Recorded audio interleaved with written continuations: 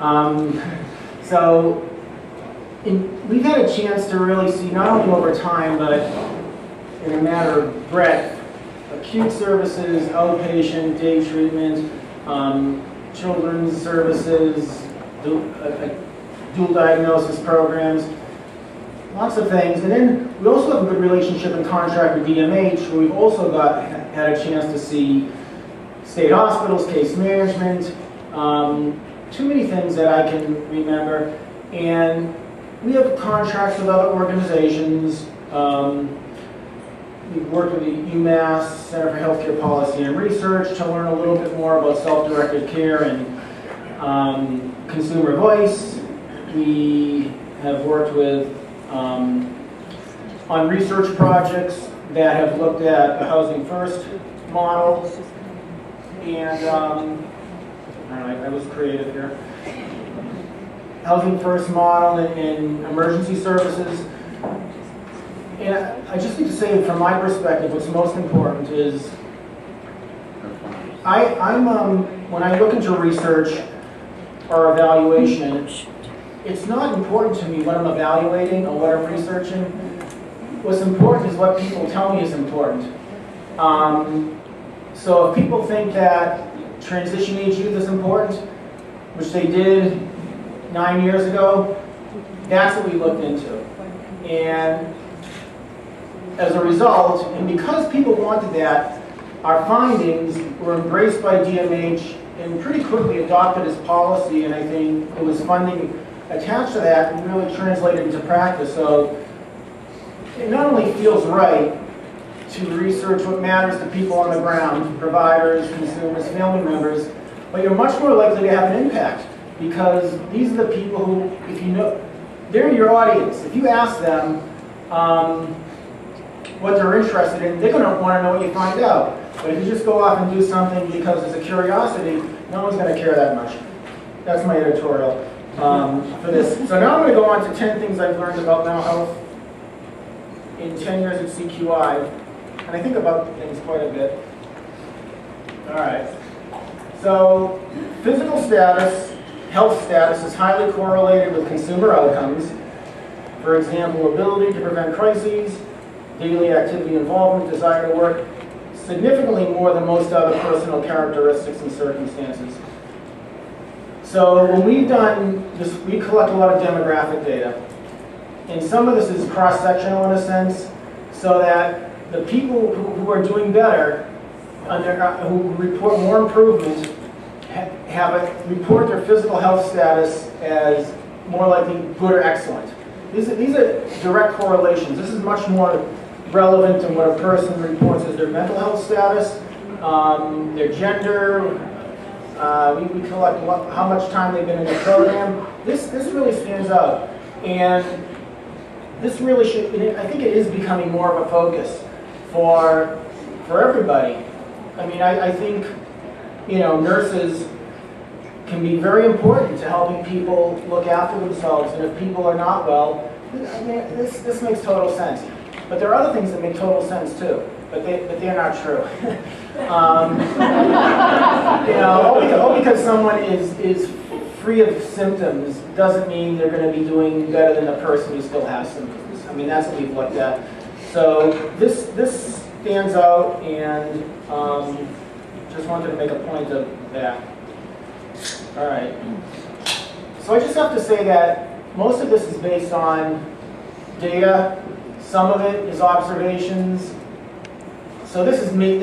I'm speaking really for me here. I haven't consulted with anybody on this.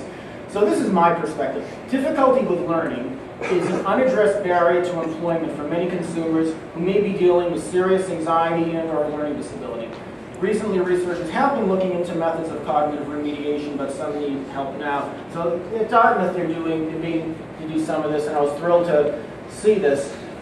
Here we have the Deaconess Commonwealth Research Center, which is doing some work in cognition. Now,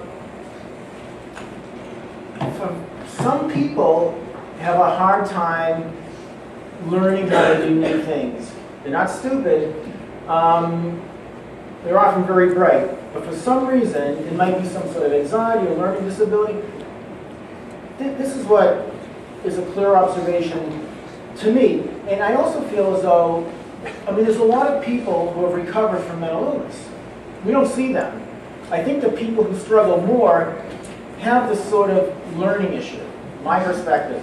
And I think we need to, there are now ways to help people with their cognition.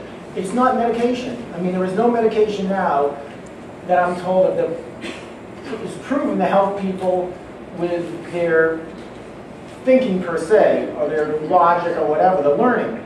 But there are remediation tools such as computer programs. I'm not an expert on this, but there are things out there that are being tested. So back to employment. I have to say, I think a lot of people, most people maybe are not getting the help they need to get back to work. And I think one reason for some people is this cognition issue, and I encourage people who work in employment to really think about that. Particularly if a person's starting a job with a lot of flexibility. I mean, that can be really confusing to people. Some people love it, other people, it's harder to adapt. Anyways, that's my perspective. A majority of programs we designate as providing dual diagnosis services are not doing so. It's either one or the other, and sometimes not the one the client needs most. Yeah, it's pretty tragic, I have to say, and I'm not gonna, I mean, dual diagnosis is often done in hospital units on an outpatient basis. There are some pretty innovative approaches that MDHP and DMH encourages. But I'll give you an example, and I interviewed a person at one of these enhanced detox programs, and you know, she was struggling with depression. And all they told her was you had to go to these detox groups. Now, she wasn't detoxing. I mean, she may have had addiction issues, but so she's needing help with depression. And we've seen it the other way too, where a person has an addiction problem, and doctors want to prescribe medication which they may not want. So you have the addiction philosophy, and you have the psychiatric philosophy. And John Fraser, who some people may know, used to talk to me about cross-training. Now, it's either one philosophy or the other. That's what happens in these programs, and I think it's tragic because people who are dually diagnosed also have some pretty bad outcomes, and they're not getting the help they need. Okay, this is something a lot of people have already talked about, so I'm just repeating. One of the most powerful dysfunctions in the mental health system takes place at the intersection and overlap between private hospital and outpatient services. One signs a very high rate of readmissions to hospitals within 30 days. And the greatest negative impact is on people who have addictions and or no stable address. And we have data to support this. We wrote an issue brief, actually, on this. So what happens is a person's in a hospital for a few days, and if you have an addiction issue, no one really wants to take it in a house. At least a lot of cases. And the hospitals don't know how to deal with that. If you're homeless, how in an inpatient unit are you going to help people, you know, get a place to live? So there are a lot of reasons why we have this revolving door. That's one of them is that people are not getting the help they need on the way out. There's kind of, you know, the short stays, the medication changes, the lack of connection to communication between hospitals and outpatient providers. So the person gets in a hospital, a new medication is often prescribed without really much, if any, discussion with the outside providers. Now that doesn't make any sense. I also think this is tragic. And I think, you know, if a person's only going to be in a hospital for a few days, you have to start treatment on day one. And I think sometimes it takes to day 2, 3 before any assessment or other thing is done, and those are really a waste of time. So I think this and the previous thing is really a cost issue, and I think places are often doing things that they're not doing. There are things they're paid to do and they're not doing it. So I think